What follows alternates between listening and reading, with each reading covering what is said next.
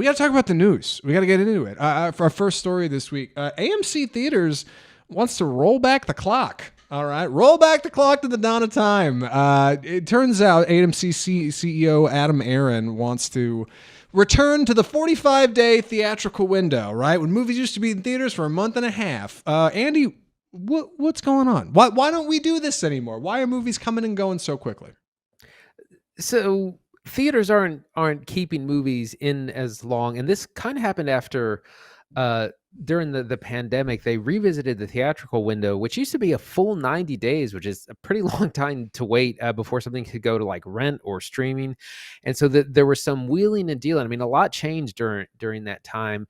But Universal had long wanted to experiment with what they call premium video on demand, PVOD, where something could come to a streaming rental sooner, after maybe 30 days, for a premium of like $25.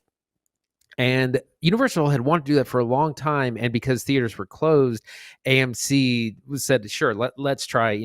Theaters are largely closed, we don't have a lot of product, let's try this for now. And so that's where we got these new terms where you could do it, shorten the window to maybe 45 days. And then it was also based on performance. If a movie does very poorly, opens under $50 million, then it can go to PVOD as soon as 17 days. So 2.5 weeks from release. And, it just kind of depends. Disney still largely sticks to the 60-day model, but a lot of people have criticized this and saying, well, you've trained audiences to stay home, because if they want to see something, they'll just wait 2 weeks and it'll be out. But it's a bit of a catch-22.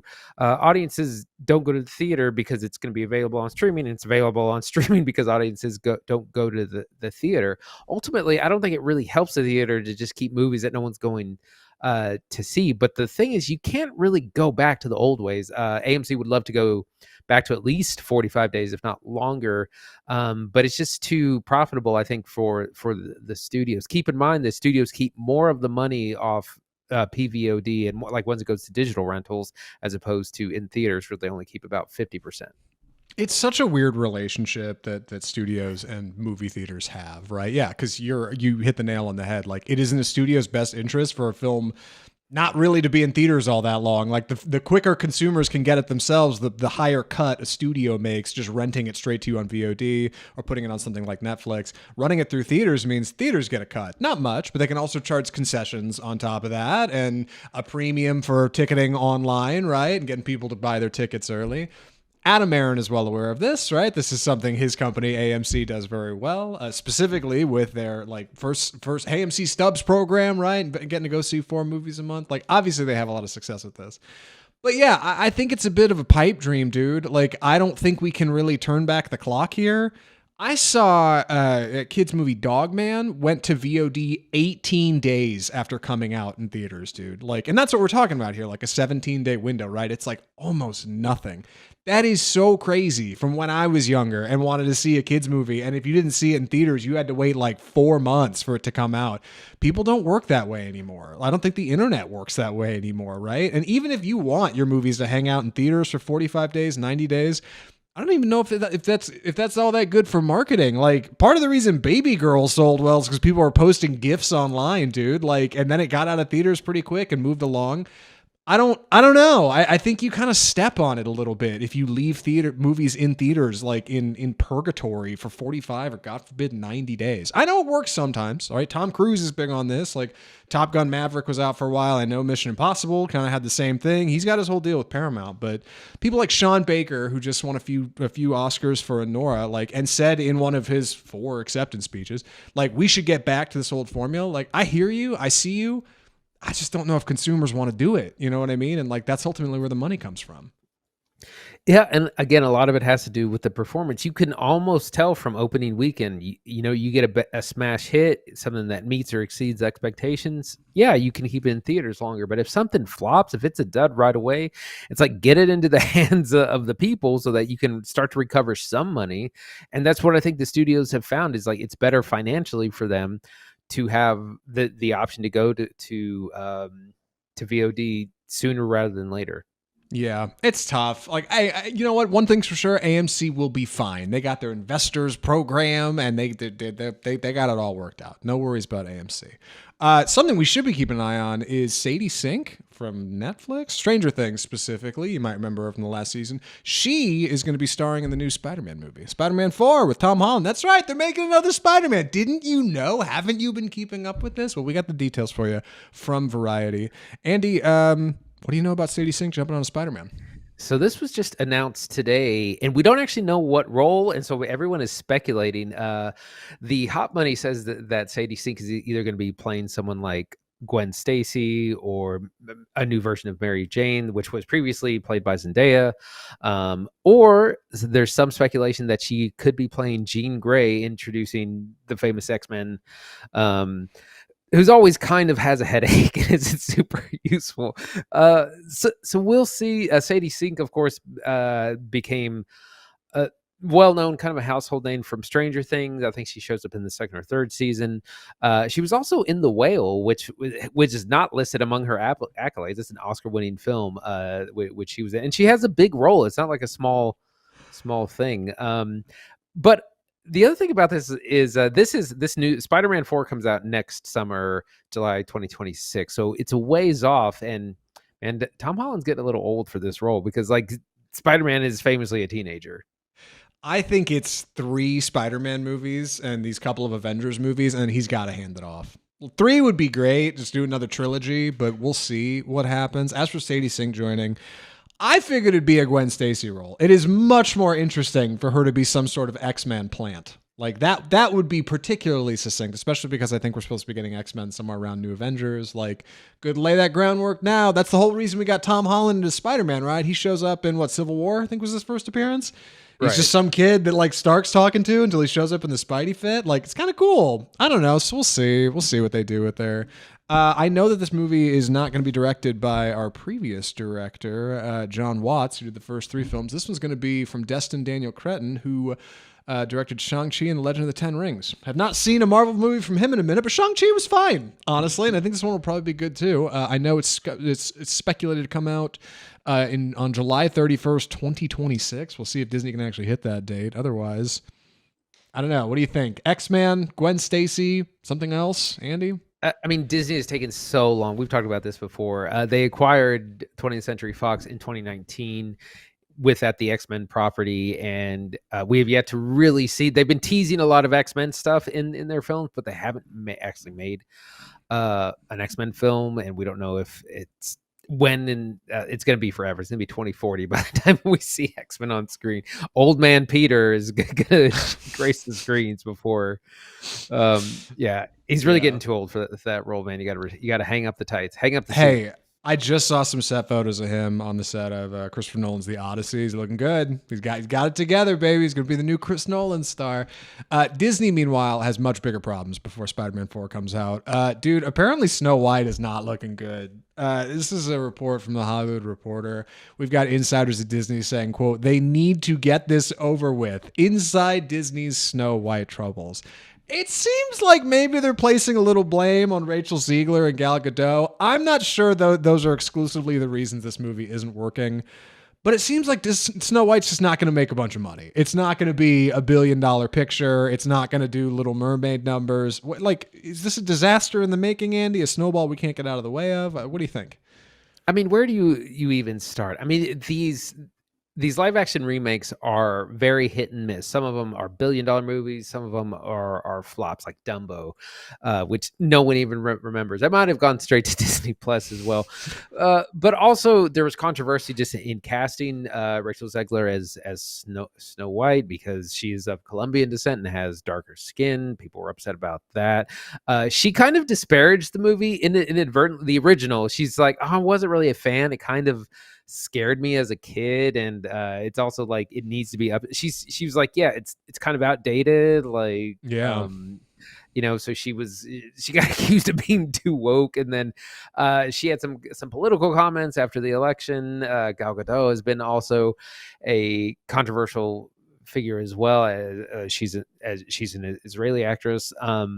So it's just been like trouble the entire production. There's a whole thing about the dwarves. First of all, they're leaving off the Seven Dwarfs part of the title. They're all CGI as opposed to actual roles, and it's just like, and so what Disney has done is they've cut like all promo. A lot of the promos have just been cut down. Usually they'll do pre-sale tickets a month in advance. They only started those 2 weeks in advance. They're not doing any red carpet. That way that the actors aren't getting pressed for questions on the spot, and they're opting to do some sort of family friendly something. But they're almost just like, just get this movie out, just get it out of the way, move it to PVOD, like we said, get it on Disney Plus, and then we'll move on with our lives. I just want to get this done. Yeah, it reminds me of how they seem to be approaching Captain America: Brave New World, right? Like we got Thunderbolts coming, we got Fantastic Four after that. Just get Captain America out in theaters and move it along. Like we'll just move it through the pipeline, right? Like get the interviews out of the way. It's weird that they're not doing big red carpet. It seems strange to me that this is being pinned on the actresses. I think that's really silly. I don't predict. I mean, like maybe I got this wrong. People are going to call me a shill. I can already see it. If I was doing press at a Disney event, I would not dare ask a question that would get me kicked out of every subsequent Disney event ever. If I had worked my career to do press in movies, I would not go to a Disney event and be like, so tell me about that thing you said about Israel. Like there's no way. Like, I don't think people are going to do that. That seems like a really silly reason to not do press. It seems more like you're afraid that it's not going to get any kind of big bang on social media. People are going to see the photos and think they look sad, and you don't want to make promotional material featuring these like 7 CGI dwarves you made that your actors and actresses are going to have to take pictures next to. So to avoid a bad photo op, functionally, I think is the reason they're not doing it. But what do I know? They've got some studio cleared photographers to take pictures of it. I think this movie is going to land somewhere in the realm of making its money back and not much more. I don't think it's going to bomb. I think it'll do okay. But I do think Disney's running out of runway here for the live actions. You said it perfect. Like for all the ones they got in theaters, there's been a bomb on Disney Plus. For every Cinderella, there's been a Pinocchio, right? Like for every Alice in Wonderland, I was going to say there's been a Dumbo, but Dumbo came out in theaters. This is a Tim Burton film, for God's sake. Like they're running out of runway. They're running out of road. And we got live action Lilo and Stitch, which got a trailer just today. We'll probably talk about that next week on the show. They got a live action Moana coming. They got to move here, right? Like there's nowhere else to go. It seems like they've just got no more space, and it feels like Snow White is obviously coming towards the end of this long line of live actions because it is not a home run hitter. It is a bench seat that's finally just up in line, and they're like, well, we did all the good ones. Time to get the crummy ones out of the way. Let's roll out the 40s Snow White, which is fine. And I like Ziegler, and I like Gal Gadot, honestly, dude. Like I no hate, but this one just seems so lackluster compared to their others, and they have to know it. They have to know it. I mean, they gotta. I think despite all that, it might do okay because, again, it's a family-friendly film. You got the Disney brand, and the Snow White's well-known. And again, there's nothing else to take the kids. Like, there's just not a lot of things aimed at younger audiences. So it might do well just because of a lack of product, which is sometimes how a film succeeds. Yeah, that's true. Well, one more story before we pivot into Mickey 17 from the box office. Mickey 17 is not doing that good, right? Bong Joon-Ho's a new feature. He won Best Director for Parasite just a few years ago. What the hell's going on, Andy? What's this sluggish U.S. launch? Although it did win the weekend, it didn't quite meet expectations. They were hoping it was going to open into the mid-20s, and it came in at 19 million, so a little under expectations. It opened up to 50 million globally, which sounds good, but it was a very expensive movie to make, about $100 million movie, and that's before marketing and stuff. So it probably needs to make like 250 plus to break even, and it's probably going to fall well short of that, which is disappointing because we love original films, and we'll talk about it a little bit more later, but sometimes that's just how it happens. And sometimes it seems that like maybe the budget got away from them a little bit. Some other news, Captain America continues to come in at number 2. It's going to fall short of its break-even point, but it's doing okay. It's limping along okay at globally 370 million. The underwater thriller with Simu Liu and Woody Harrelson came in at number 3, and then Paddington Peru and The Monkey tied for 4th place. So The Monkey's still doing good. I was just telling Chris here at home, I'm so bummed about Paddington and Peru not doing well. But between losing director Paul King and star Sally Hawkins, I think audiences just seem to understand it's just a different thing, and it's not quite the Paddington 3 everybody wanted, and otherwise it's been a bomb here in the States. Glad Monkey's doing okay. I think that one's going to slowly roll out, and that's fine. As for Mickey 17, yeah, dude, weird premise. You got weird actors on the front of it. I'm excited to talk about Mickey 17 actually, but as for the marketing, I think you nailed it. Their budget got away from them. They just spent too much money making this thing. Like it's too odd. It's too weird. It seems cynical. You have a character that dies a bunch of times. Like I just don't think general audiences really care for it, right? Like it just I'm honestly surprised at how well the movie navigates these spaces, because it seems like it'd be really dark and depressing, and it kind of works great for what the movie is. We'll talk about it here in a second, but like I don't know. I guess I'm not surprised by it. If anything, I feel like I did about Damon Chazelle's Babylon. Like, well, it probably won't make its money back, but I'm really glad I saw it, and I'm glad it got made.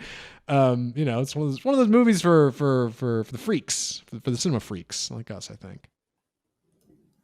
Yeah, I mean, sometimes, I mean, you got to manage a budget. And this has been a long time in the making. Like you said, it was actually filmed several years ago.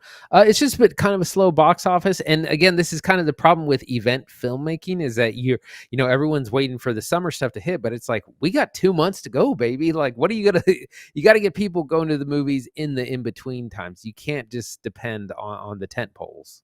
Yeah, ain't that the truth? One more, not even really a story, but just an update regarding our review last week of Ne Zha 2 here in the United States. This is actually getting a theatrical release in Europe, which I guess I kind of thought it already had, but it goes to show how little we know about this movie here in the United States. What's this about, Andy?